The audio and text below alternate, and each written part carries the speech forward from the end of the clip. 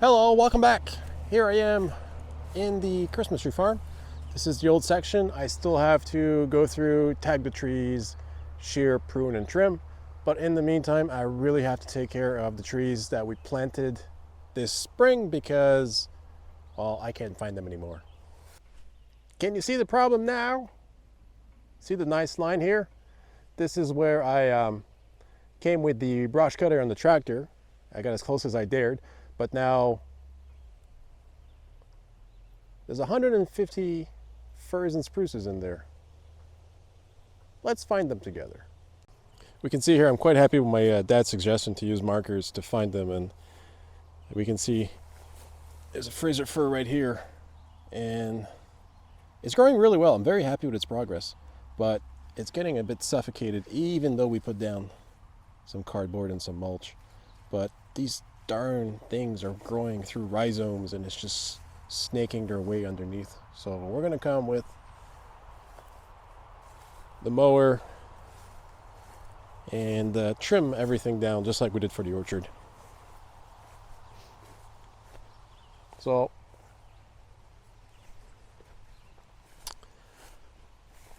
I use the 5-foot brush cutter to cut everything around here. And I'm going to continue cutting in between the Christmas trees so that I can get in there and finalize the tagging, shearing, pruning, and trimming. And again here, now I'm going to use a Cub Cadet to do this part because it's very uneven. I might use a push mower, but I don't think it has enough clearance for this part. To be fair to the Cub Cadet, I am treating it as a brush cutter, which it's not. It's made to mow maybe, I think it says up to an acre for this model of your regular flat front lawn. Eventually I'd love to get a 0-turn or a tractor made for mowing, but for now it is what it is budget wise. So a weed whacker, and we'll use a mower, and then we'll free up the rows. Technically I left enough room in between there so that the tractor could go through, but I don't have much room to spin around now because of the trees there. There's still a Manitoba maple that's down, cutting the amount of room I have, and my margin for error are so small and so hard to see that if I blink and miss, I'm going to completely destroy them. Versus these ones, it's a lot easier to see, it's a lot harder to miss, and if I miss and I cut some stuff, it's just the lower branches, it's on the whole tree. So I'm going to go with the Cub Cadet and try to free them up. Whew, it's a hot one again today. I think it's 32 with the Humidex, 32 Celsius. So, whew. Hot weather. Great for growing though. Great for plants.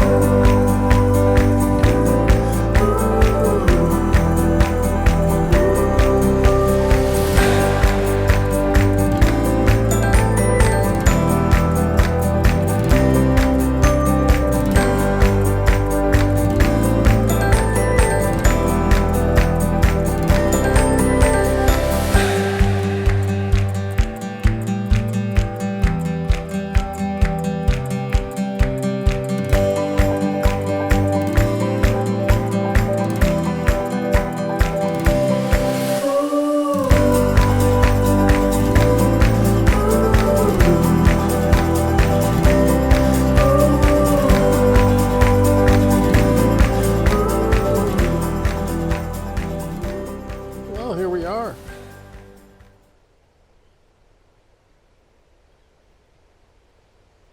Took a while, and it's crazy humid and hot today. If you've never been in humid heat, it's really unpleasant because you can sweat as much as you want. It's so humid that the air around you can't absorb any of your moisture, so you're just damp and hot, and you're not getting cooler, so it's very annoying.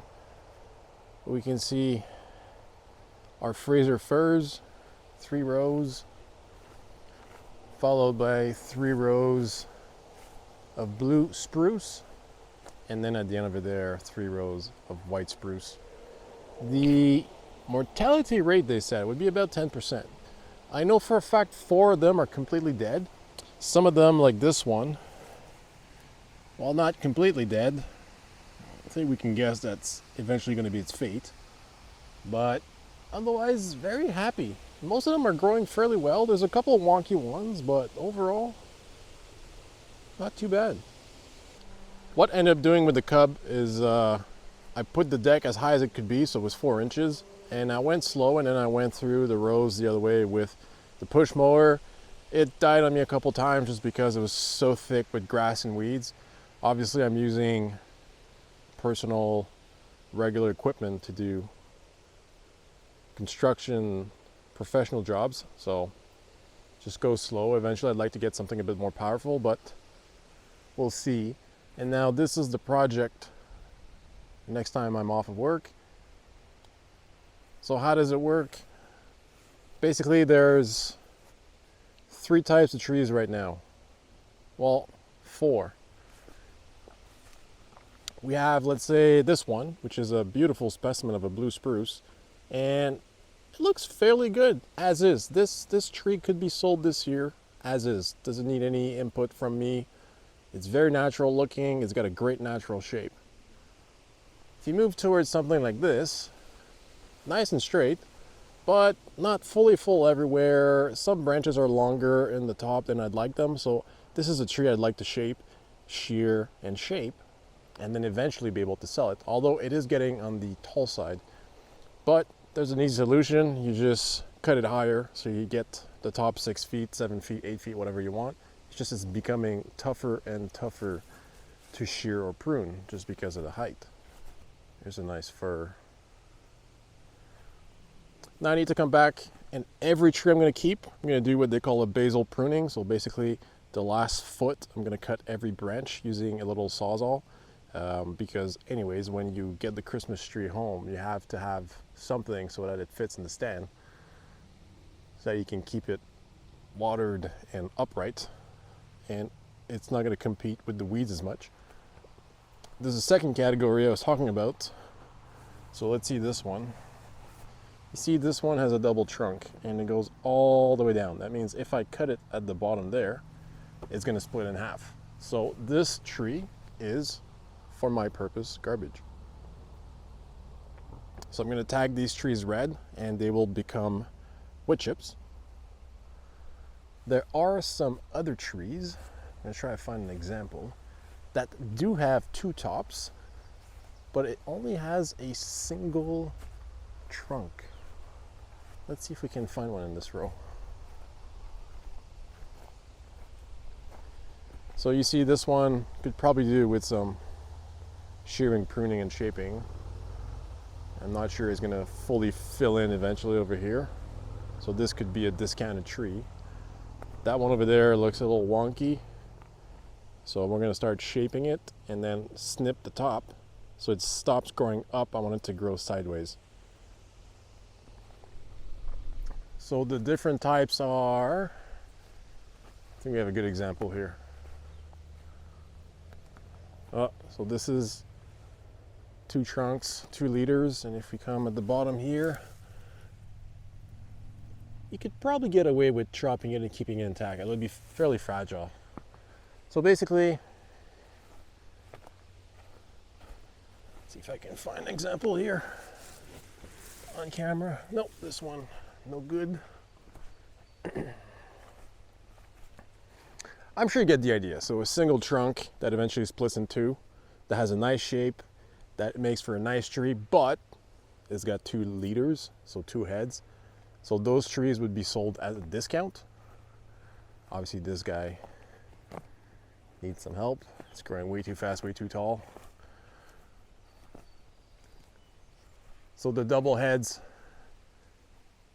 can get shaped, but they'd be sold at a discount.